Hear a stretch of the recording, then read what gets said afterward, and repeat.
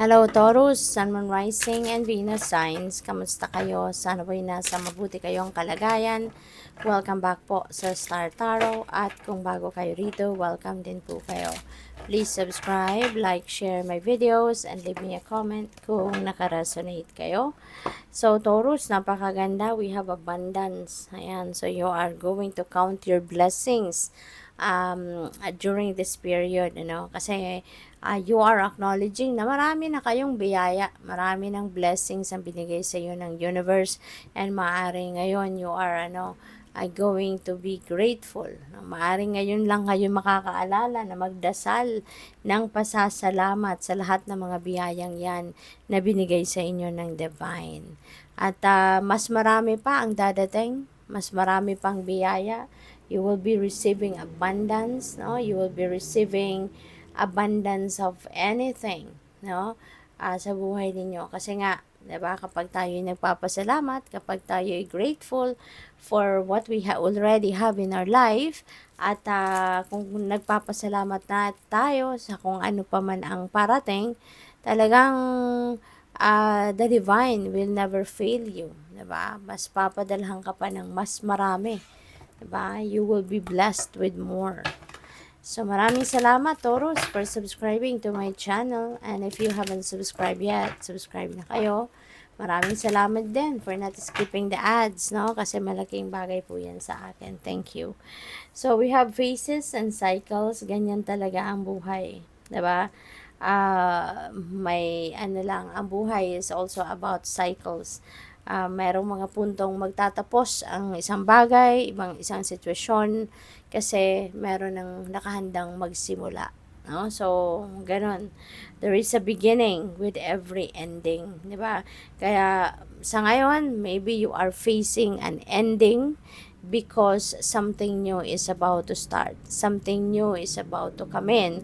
Kaya, hindi papasok, kung ano man yan, hanggat puno pa kayo.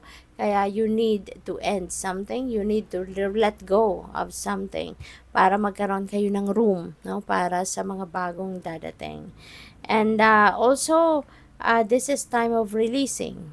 Siyempre, 'di ba? Time of releasing. Parang fall season ito, kumbaga, sa inyo. At magtatanggal kayo ng kung ano man ang hindi na nagsiserve ng inyong highest good. Alright? You are about to end something dito kasi hindi na to nagkakaroon ng magandang effect sa buhay ninyo. There are also illusions, mga maling akala, no? Maaring you're also going to realize those kinds na meron kayong mga matagal na ng pinaniniwalaan, meron na kayong matagal na mga bagay siguro that you believed, 'di ba, na kung ano man ang pinaniwalaan ninyo, and now it feels like malalaman mo na yung totoo. You will be discovering the truth about this, kung ano man ito, 'di ba? At mai-erase na yung iyong mai-erase na ang illusion na to, at mapapalitan na yan ng katotohanan. So, tignan natin kung ano pa ang ganap. And by the way, kung gusto po ninyo na mag-join sa membership, just click the join button po sa baba ng video. Thank you. So, next message ninyo, Tower. Ayan. So, Tower energy is change energy. No? Malaking pagbabago ang pwedeng maganap. At ang mga pagbabagong ito, pagbabagong ikakagulat ninyo. Mga pagbabagong hindi ninyo sukat akalain na mangyayaring ganito. Pero, yun nga, it is the universe going to do this for you. Kasi, this is something na, kumbaga, long overdue na. Matagal na to na dapat nangyari. Matagal na to na dapat nabago. You were sent already. Nudges, diba? Intuitive messages, no?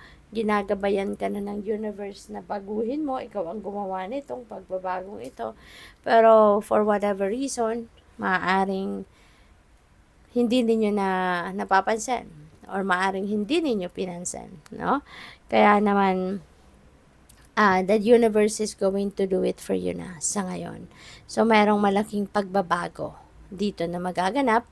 And sa una, may discomfort na maaring maramdaman kayo, pero just hang in there. Huwag kayong sumuko, huwag kayong mag-give up, huwag ninyong iwanan, huwag talikuran. Kasi at the end of the day, kapag nakapag-settle ka na sa kung saan ka dapat mapunta, saan ka man dadalhin ng pagbabagong ito, tignan mo. You will say thank you kasi matutuwa ka and may panghihinayang na sana noon pa to nangyari. Sana ikaw na ang gumawa nito. Diba? Ganun kaganda, ganun kasarap ang mararamdaman mo rito when you get there to where you are going to be led towards, no? We have Two of Wands, may progress. So this is a good sign, no? Na kung ano man ang mga ginagawa mo, maaari nagkaroon ng pagtigil, nagkaroon ng pause at some point, but now it's going to start to move forward again. So muli, no, gagalaw na ang lahat, muli, magkakaroon na ng progress kung ano man itong inaasikaso ninyo.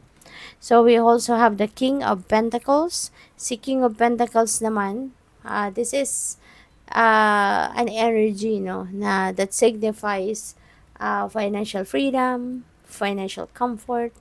This is the energy that signifies na nasa tugatog na siya ng tagumpay.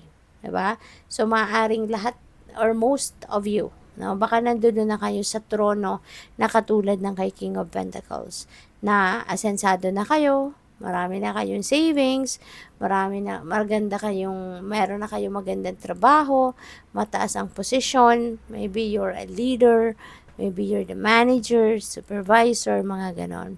And kapag syempre, mas mataas ang posisyon mo sa trabaho, so mas maraming pera ang take-home pay mo. Diba? Mas maraming pera ang maiuuwi mo sa buwan-buwan.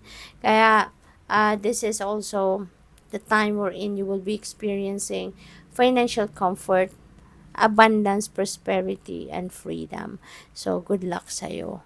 So, we have Knight of Wands. Ayan. So, you are going to take action. Parang wala kang choice, lalo-lalo na dito. Diba? So, gagalaw ka talaga. Kung ano man ngayon ang mangyayari sa buhay ninyo, hindi lang kayo ngayon mapapaupo lang. Hindi kayo rito mapapatanga lang at titignan na lang kung ano nangyayari. Hindi. You will be forced to take action. Diba? Gagalaw kayo. Mapipilitan kayong gumalaw dito. Hindi pa pwede dito na uupo ka na lang at maghihintay kung saan ka papunta. Hindi. You will be required to take a move, take action, diba?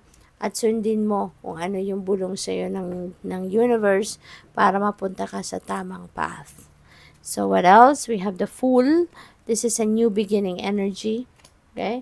So, si Tower, meron din itong new beginning. So, the Fool also has a new beginning energy. At dito, you're going to take the leap of faith. Diba? Kahit takot ka, kahit nasa shy ka, or for whatever reason, maaaring nagpo-procrastinate ka. Diba? Despite that, no, matututo ka dito na tumayo sa inyong sariling paa. At parang mapipilitan ka na, sige na nga, no? I'll take this chance. I'll take this opportunity. Parang gano'n. So, mag-aano ka, parang mag-aano ka rito. Parang yung bang mapapatayo ka at mapapareact ka talaga. Yung gano'n. Diba? Kung dati ayaw mo, kung dati nagdadalawang isip ka, kung dati natatakot ka, ngayon mawawala ang mga yan. Mapapalitan niya ng tapang at pagtitiwala, no, sa universe. No? The universe has your back at hindi ka nito papabayaan. Kaya magiging matapang ka, no, na mag-take action. So we have Ace of Cups. This is beautiful. This is another new beginning energy. Diba? Meron tayong abundance. Si Ace of Cups, kung ano man ang laman ng cup na to, that's going to be abundant. Diba? Bibigyan ka ng marami. Sobra-sobra pa sa kung anong kailangan mo. Para na makapag-share ka din sa iba. Alright? You're also a generous person.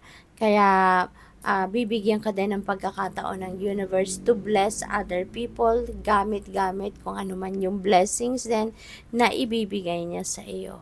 Okay? So, Ace is a new beginning. So, this could also be a new beginning in love. Baka kung kayo ay single pa, baka sa magkakaroon siguro kayo rito ng bagong relationship. Maybe you are building a new love connection with someone. Yung ganon. So, pwede rin na meron ditong leveling up of your commitment with your person. O pwede meron ditong magpapakasal, mag-aasawa na, magkakajowa na, parang ganon. Okay? So, good luck po. Thank you for watching. Love and light. Namaste.